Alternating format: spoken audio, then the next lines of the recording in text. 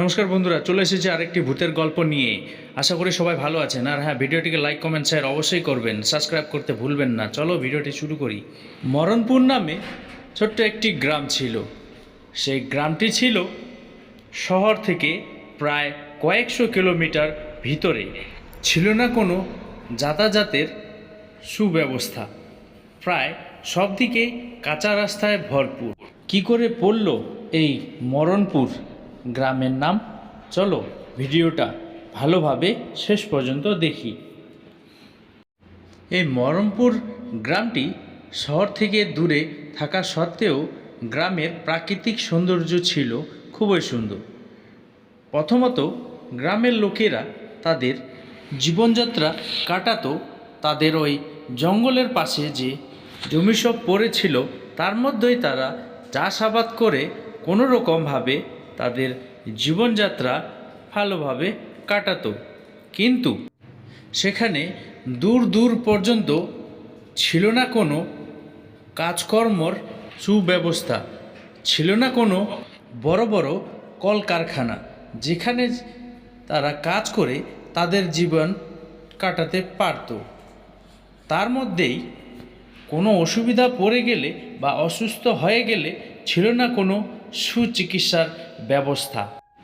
গ্রামের মানুষরা অসুস্থ হয়ে পড়লে গ্রামের পাশেই এক বৃদ্ধ মহিলা জড়িবুটি দিয়ে মানুষদের সুপচার করত। সেটি ছিল গ্রামের প্রায় হাফ কিলোমিটারের মধ্যেই। গ্রামের মানুষ প্রায় সেই বৃদ্ধ মহিলাটির কাছে সুপচার করত। এই করে তারা তাদের জীবনযাত্রা কাটাতেন। ওই গ্রামের পাশেই এক ছিল বিশাল পুকুর, যেখানে গ্রামের মানুষরা স্নান করত এবং খুব আনন্দ করে সবাই সে পুকুরের মধ্যে খেলা করত। ওইভাবে তারা আনন্দ করত। তার মধ্যেই এইভাবেই তাদের জীবন খুবই ভালোই চলছিল। কিন্তু হঠাৎ একদিন এই গ্রামে এক করোনা নামক মহামারী চলে আসে, যার ফলে সবাই গ্রামের আস্তে আস্তে অসুস্থ হয়ে পড়তে শুরু করে। এরপর তারা কি করবে, কোথায় যাবে, কি করলে ভালো হবে তারা ভেবেই পাচ্ছিল না। হঠাৎ কি হলো, কি এমন হয়েছে যার ফলে এই গ্রামের এই পরিণতি হচ্ছে? কি ভুল হয়েছে তা ভগবানই জানে। এমন পরিস্থিতিতে কি করবে, কোন ওষুধ খেলে ভালো হবে তারা কোনোই ভেবে পাচ্ছিল না। তার পাশে এক ছিল ঋষিমণি।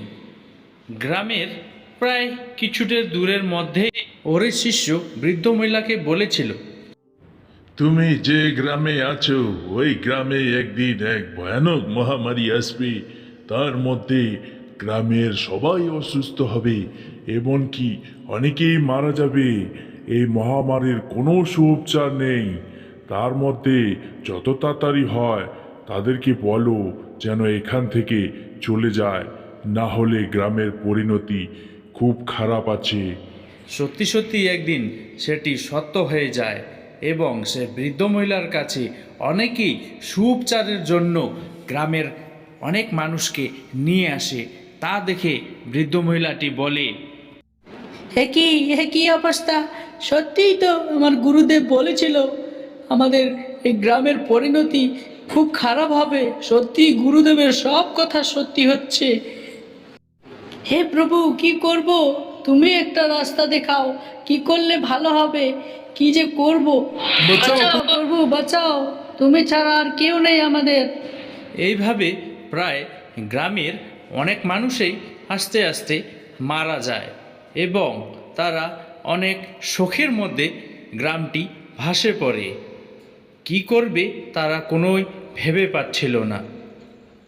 শেষ পর্যন্ত সেই গ্রামটি আস্তে আস্তে ভূতে পরিণত হতে থাকে এবং গ্রামের লোক কি করবে তারা কোনো ভেবে পাচ্ছিল না। মা মা, গ্রামে কত লোক কি বলছে, কোথায় নাকি ভূত দেখা যাচ্ছে। মানুষগুলোর কি হচ্ছে মা? কি হলো আমাদের গ্রামে? এত সুন্দর গ্রামটা ছিল, কি করে এই অবস্থা পরিণতি হইল মা? তার ছেলে তার মাকে জিজ্ঞাসা করতে লাগলো এবং তার মা তার ছেলেদের সান্ত্বনা দেওয়ার জন্য কোনো রকমভাবে বোঝাচ্ছিলেন। না না, কোনো হয়নি বাবা, সব ঠিক আছে, ভয়ের কোনো চিন্তা নেই, ভগবান আছে তো, ভগবানের উপর ভরসা রেখো, সব ঠিক হবে, কোনো রকমের কোনো চিন্তা করো না, তার পাশে আমরা তো আছি। ও ছোট্ট একটা রোগ বেরোচ্ছে, যা আস্তে আস্তে সব ঠিক হয়ে যাবে, তোমরা চিন্তা করো না, ভগবান আছে। এই বলে তার ছেলেদের সান্ত্বনা দিচ্ছিলেন। অবশেষে সেই গ্রামটি ভূতের রূপ ধারণ করে এবং সেই গ্রামে প্রায় রাত্রেবেলা ভূতগুলো হাউমাউ করে চারপাশে গ্রামের ঘুরে বেড়াতো। তার মধ্যে গ্রামবাসীরা কখনো সাহস পেত না রাত্রেবেলা বাইরে বেরোতে, কেননা গ্রামটি প্রায় মহামারীতে ভরে গেছিল।